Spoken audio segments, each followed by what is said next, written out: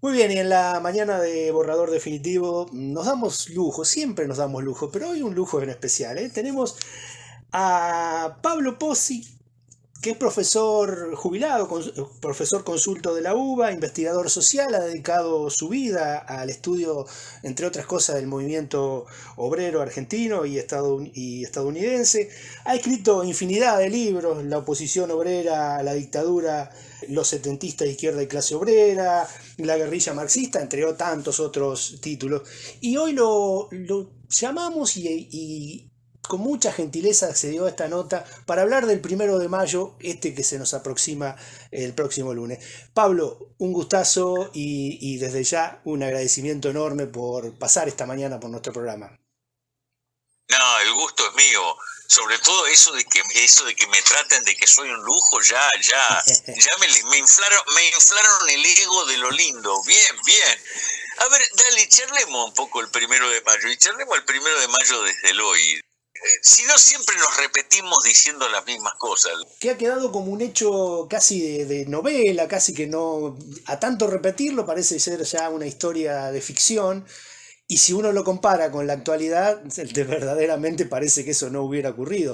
Pero no sé cuál es tu A reflexión. ver, creo que hay dos cosas. La primera es el 1 de mayo y lo que ha pasado, porque hay toda una lucha histórica en torno al 1 de mayo. El 1 de mayo es, junto con la Comuna de París, son los momentos donde la clase obrera irrumpe en la historia mundial e irrumpe en torno a reivindicaciones muy concretas, o sea, irrumpe en torno a la jornada de 8 horas para trabajar, 8 horas para descansar, 8 horas para hacer lo que querramos. Era la consigna. Esto, digamos, es una cosa que fue impactante durante muchísimos años. El 1 de mayo era una jornada de lucha, ¿sí?, por las reivindicaciones de los trabajadores. No tan así para una cantidad de otra gente, que eran una especie de celebración. En el caso de la Argentina, el peronismo lo hizo un feriado. En el caso de los norteamericanos, lo borraron del mapa. En el caso de los soviéticos, era la marcha oficial del gobierno. El esfuerzo inmenso en la historia fue quitarle el contenido de... Esto pareció agudizarse muy mucho después de la caída del muro de Berlín y de la desaparición de la Unión Soviética, pero en la última década el 1 de mayo vuelve una vez más a ser una jornada de reivindicación y lucha de trabajadores.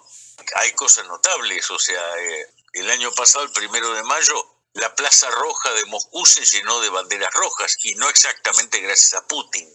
En México también hay grandes marchas, lo mismo que en buena parte y buena cantidad de lugares del mundo.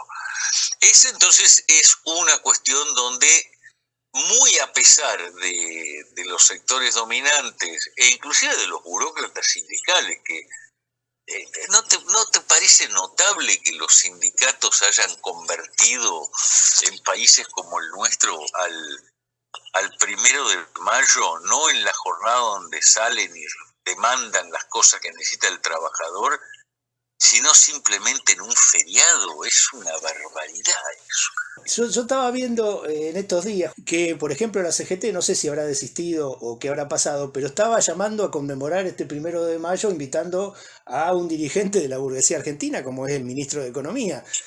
Totalmente.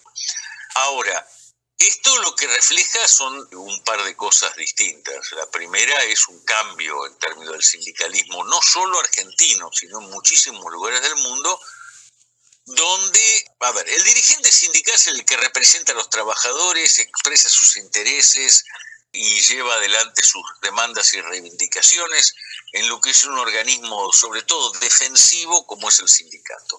El burócrata sindical, en cambio, es una persona que se dedica a ser el intermediario en la venta de la fuerza de trabajo, o sea, media entre trabajadores y patronales, lucra con ambas cosas, pero eso implica que en ciertos momentos tiene que conseguir buenos convenios para los trabajadores, porque si no se le van del sindicato. Y lo que ha pasado en buena parte del mundo, en el caso de la Argentina, sobre todo con el gobierno de Carlitos Saúl Menem, es que las privatizaciones que permitieron que los dirigentes sindicales participaran de las mismas, convirtió a los dirigentes sindicales en empresarios. O sea, hoy en día importa poco cuántos afiliados tiene un sindicato, sino lo que importa realmente es que tenga manejo de caja, o sea, la guita de la obra social, la guita que te da el Estado, etcétera. Eso es lo que explica cómo puede ser que nosotros hemos pasado de tener casi el 90% de los trabajadores afiliados a sindicatos, hoy en día la CGT admite que hay 35%, o sea, eso quiere decir que hubo un colapso del sindicalismo en la Argentina, de la afiliación sindical. ¿Cómo es que estos tipos no han salido a quemar todo? ¿Y por qué no les importa? Claro. O sea, su poder y su plata no depende de la cantidad de afiliados en el gremio. Depende de obras sociales y de negocios que han hecho. En el caso de las obras sociales, cuando son deficitarias, el Estado paga la diferencia. En torno a eso los tipos chorean. Así, hay excepciones, está claro, qué sé yo, Jofre de aceitero, pero hay excepciones. Sí. Pero la norma es bastante horrible. Yo estaba pensando cuando vos decías esto, ¿cómo entonces qué ha pasado con el movimiento obrero argentino que no ha podido superar esta cuestión? Ahí vamos. La gran pregunta es, ¿y entonces por qué no salimos y los matamos a todos estos tipos? O sea, lo que hubiera pasado en otra época, que hubieran habido insurrecciones y rebeliones por todos lados, hoy en día aparentemente no pasa. Esto es relativo, o sea, sí, no y más o menos, ¿no? Quiero decir que hay montañas de luchas en la Argentina, pero montañas. Lo que pasa es que son individuales y localizadas y en general se pierden. En general se pierden porque no hemos logrado, ni a nivel sindical, ni el peronismo, y menos la izquierda, que es responsable de todo esto, de hacer los nexos y los vasos comunicantes entre una experiencia y la otra y rodear todos los conflictos de solidaridad. De repente rodeamos uno de solidaridad, pero no todo el conjunto de los conflictos. Entonces, los compañeros salen a la lucha y salen a la lucha por desesperación, no porque vayan a ganar. De hecho, muchos pierden. Y acá se combina algo que me dijo hace años un viejo activista del gremio de la construcción, un tipo maravilloso, el Pete Gómez se llamaba. El Pete Gómez me dijo, ustedes no entienden nada, dicen que las patas de la dominación en la Argentina son el ejército, el gobierno y la iglesia. Mentira, dice, son el ejército, el gobierno, la iglesia y la CGT, dice el tipo. ¡Ah, caramba! Viste, un golpe duro eso, y no estamos hablando de un Che Guevara, sino estamos hablando de un tipo que por haber sido delegado honesto había sido puesto en lista negra, perseguido, etcétera. Entonces, acá tenemos una cuestión muy concreta. El frigorífico Río Segundo, acá a 2 kilómetros de mi casa, donde yo vivo en Córdoba, un buen día, ya por 2006, el gobierno de Néstor era, ¿sí? Rajaron a los miles de obreros que trabajaban ahí, 2.000 obreros trabajaban ahí adentro. Lo echaron a la mierda. Lo echaron a la mierda porque tenían una comisión interna más o menos honesta, etcétera. Los echaron a todos con la complicidad del sindicato, del Ministerio de Trabajo, del gobierno de la provincia de Córdoba y del gobierno nacional. Eventualmente los tomaron de vuelta, los tipos hicieron una larga lucha que se perdió, los tomaron de vuelta menos los activistas, y como corresponde, no solo menos los activistas, sino que los tomaron de vuelta sin antigüedad, sin beneficios y sin un carajo. Los quebraron, los hicieron papa. ¿Sí? Y ahí se combinó, claro, vos mirás y como dice la canción, un monstruo grande que pisa fuerte a toda la pobre inocencia de la gente. La única forma de resistir esto, y como hicieron en el histórico 1 de mayo, era conformar organización de base. Y nosotros nos hemos vendido en el sentido de que pensamos que con elecciones se arregla todo, que minga se arregla todo. Pablo, estaba pensando ahora que vos decís esta cuestión de esa pelea casi quijotesca de sector por sector, si no tiene que ver también con una perspectiva más de fondo, que es la falta de alternativa ante la pelea. Digo, esto, ¿qué tiene que ver, por ejemplo, con la caída de los socialismos reales, la caída del muro y demás, como falta de esa expectativa hacia dónde apuntar las luchas? Bueno, a ver, primero te digo algo antes de eso. que hubo un cambio en el capitalismo, en el caso de la Argentina se ve muy claramente, pero en el caso general, en la década del 80, o sea, con el surgimiento del neoliberalismo, de Reagan, Thatcher y compañía. Es lo que se llama la segmentación laboral. La segmentación laboral implica que el núcleo inicial, que en general son hombres blancos, sindicalizados, gana decentemente. Que después tenés círculos cada vez más amplios de gente que ganan cada vez menos, que tienen menos protección, menos ventajas sociales, etcétera. Hasta el último círculo, el más amplio, grande de todo, que son mujeres, pobres, negras sobre todo, morochas, sin sindicalización, sin organización y que son increíblemente explotadas. ¿Eso qué termina significando? Termina significando que han segmentado, o si querés decirlo, fragmentado la clase entre sí. ¿Se entiende hasta ahí? Eso significa que los trabajadores de EPEC, de Luz y Fuerza de Córdoba, a ver, los mismos tipos que hicieron a Agustín Tosco, el día de hoy prefieren hacer horas extras y no tomar más empleados, horas extras, porque con eso ganan muy bien.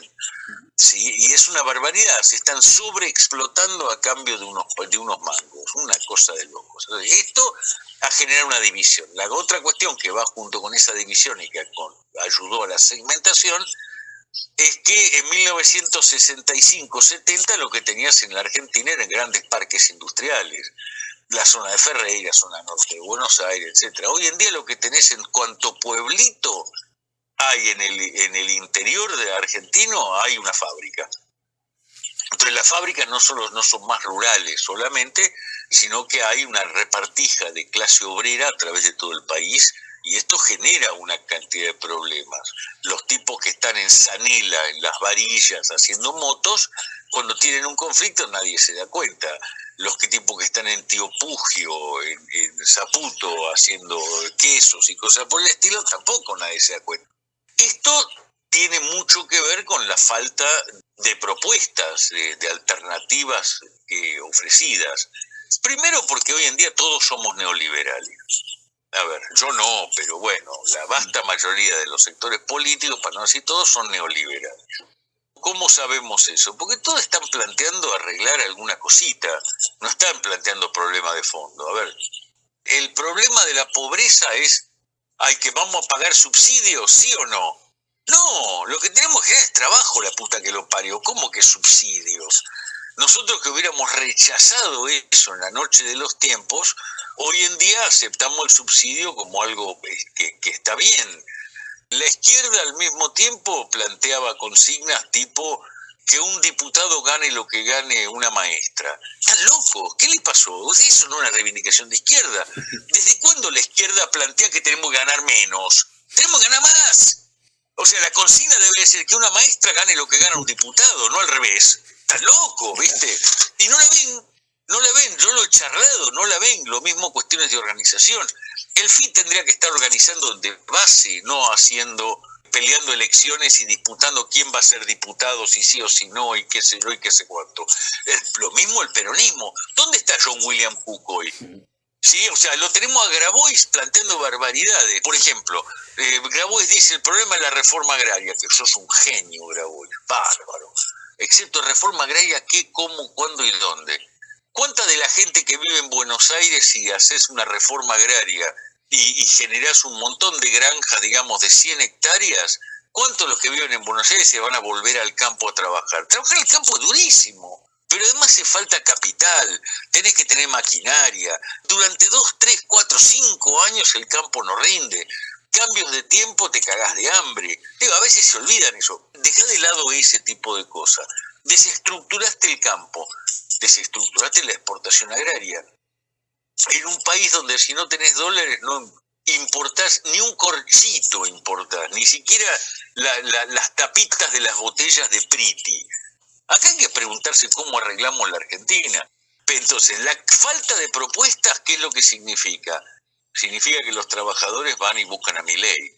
Porque como me dijo uno el otro día que salía de Filosofía y Letras de la UBA ahí en el cine, me dijo, el problema de mi vida no es la revolución social, el problema de mi vida es cómo llego vivo a mi casa en Morón cada vez que salgo a las 9 de la noche de filo. Y ese tipo, si no le das una respuesta concreta y coherente desde la izquierda, lo que busca es el tipo más duro que ponga milicos en la calle y amasije a los que le dan miedo.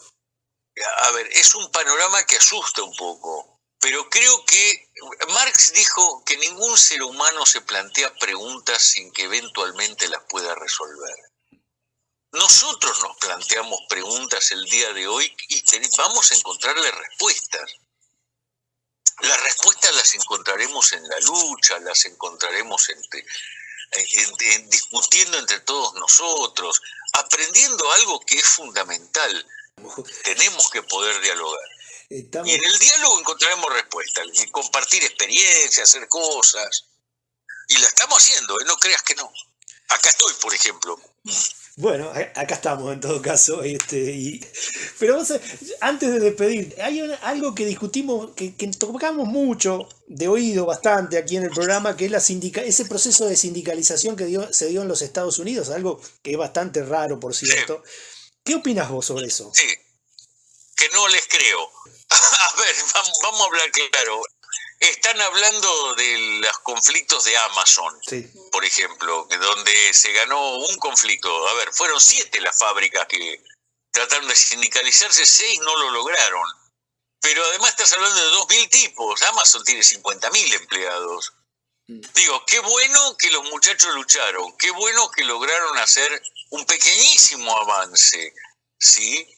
Ahora, de ahí a una ola de sindicalización, que es lo que plantea la progresía, no es real.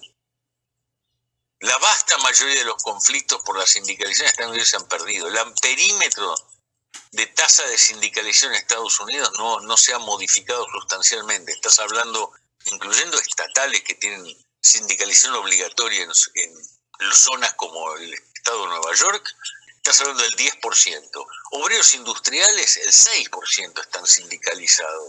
El 6% es una hecatombe. No figuran, no tienen efecto. Esto sí ha significado algo que los argentinos tendrían que aprender, que han surgido un montón de tendencias de base en esos sindicatos planteando cosas para recuperar. La tendencia democrática de los camioneros, por ejemplo. Lo que los tipos han hecho, porque está muy difícil, es un monstruo grande y pisa fuerte, se han juntado con vecinos y con intelectuales. Los intelectuales analizan la producción de la industria en la que están. De manera que cuando hacen una huelga, la hacen en el punto clave del lugar de producción que pueda parar toda la cadena.